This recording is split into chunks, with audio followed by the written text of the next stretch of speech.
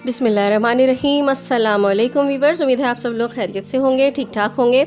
आज बकरीद स्पेशल में मैं एक और लजीज़ सी और मज़ेदार सी रेसिपी लेकर आई हूँ। वो है ढाबा गोश्त की।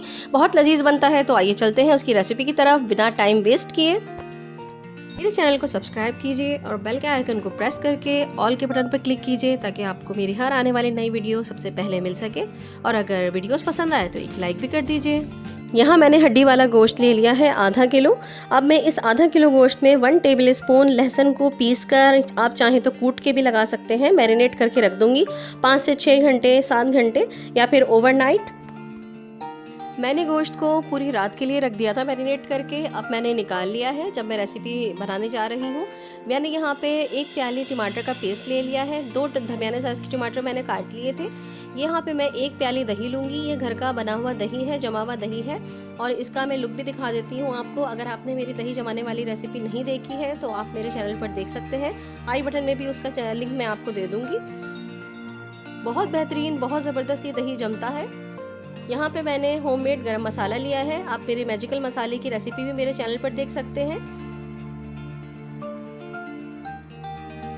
यहाँ मैंने कुछ साबुत गरम मसाला ले लिया है, जिसमें मैंने एक जो है वो बादियान का फूल लिया है, 1 बड़ी काली इलायची ली है और 1 बड़ा तेज़पत्ता लिया है, जिसको मैंने बीच से तोड़ लिया था। यहाँ पे मैंने 1.5 टेबल स्पून अदरक लहसुन का पेस्ट लिया है। और यहाँ 1 मीडियम साइज़ की प्याज मैंने चॉप कर ली है, हरी मिर्चें चॉप कर ली हैं।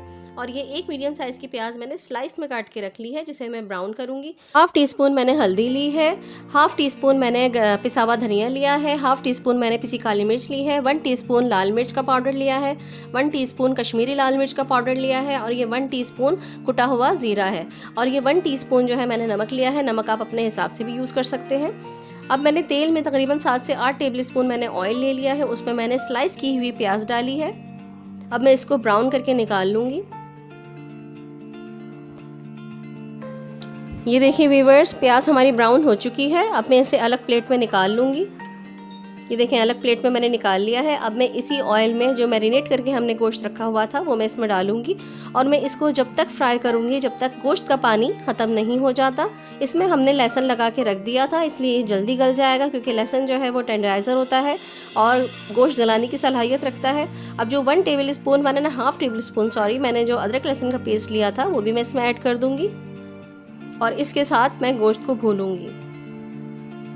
इतना भूनेंगे हम गोश्त को कि तेल अलग हो जाए और भुना हुआ लहसुन अदरक हमें अलग नज़र आने लगे।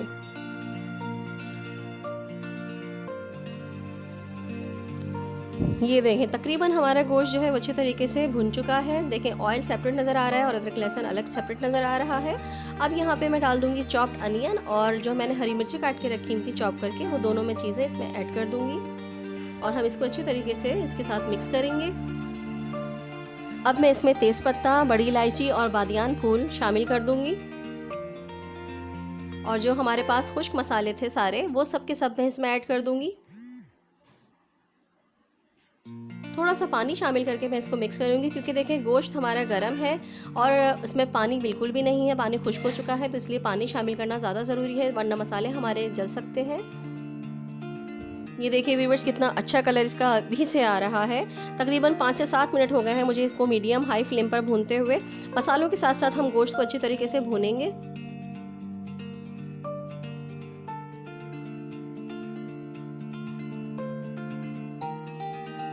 देखिए व्यूअर्स, पानी बिल्कुल खुश्क हो चुका है। मैं थोड़ा सा पानी इसमें मज़ीद शामिल करके इसको और ज़्यादा भूनूंगी। तकरीबन 5 से 7 मिनट मज़ीद भूनूंगी, जब तक पानी खुश्क नहीं हो जाता और ऑयल हमारा ऊपर नहीं आ जाता। ये देखिए व्यूअर्स, ऑयल हमारा ऊपर आ चुका है, पानी जो है वो खुश्क हो चुका है, भुन चुका है। अब मैं इसमें डाल दूंगी टमाटो पेस्ट। इसको अच्छे तरीके से मिक्स करूंगी और टमाटो पेस्ट के साथ साथ मैं इसमें शामिल कर दूंगी दही 1 प्याली।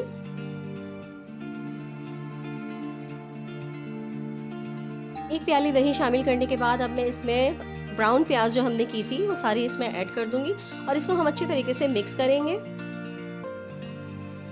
चूँकि हमने लहसुन में मैरिनेट करके रखा था रात भर के लिए गोश्त को, तो इसलिए ये टमाटर और दही के पानी में ही गोश्त हमारा गल जाएगा। तकरीबन 30 से 35 मिनट लगेंगे इसको। ये देखिए व्यूअर्स 35 मिनट हो चुके हैं, तकरीबन हमारा गोश्त जो है वो गल चुका है। बीच में मैं चेक करती रही हूँ, आप भी बीच में चेक कर सकते हैं गोश्त गला कि नहीं गला, क्योंकि गोश्त के ऊपर डिपेंड करता है। अगर ज़्यादा टेंडर है गोश्त और बहुत फ्रेश है तो वो जल्दी गल सकता है, और क्योंकि मैरिनेशन पे भी डिपेंड करता है कि कितने घंटे आपने मैरिनेट किया है। ये देखिए जैसा कि आप देख रहे हैं कि गोश्त अच्छी तरीके से गल चुका है। अब तकरीबन हमारा ये सालन बिल्कुल डन हो चुका है। अब मैं इसमें हाफ़ टी स्पून गरम मसाला शामिल कर दूँगी। गरम मसाले की रेसिपी आप मेरे चैनल पर देख सकते हैं। और ये है 1 अदद लीमू का रस जो कि मैं इसमें शामिल कर दूँगी। बस अब ये आपका ढाबा गोश्त बनके बिल्कुल रेडी है। बहुत लजीज, बहुत मज़ेदार और इतनी ज़बरदस्त और यूनिक सा इसका टेस्ट होता है और बहुत ज़्यादा मज़ेदार है। बहुत चटपटा, बहुत मज़ेदार सा आपका ये सालन बनके तैयार है, ग्रेवी वाला ढाबा गोश्त। अच्छा, ग्रेवी के लिए एक चीज़ ये है कि अगर आपको ग्रेवी ज़्यादा चाहिए तो आप प्याज, टमाटर और दही के रेशो को अपने हिसाब से बढ़ा सकते हैं। लास्ट में मैंने इसको अदरक से डेकोरेट कर दिया है और अब ये खाने के लिए बिल्कुल रेडी है।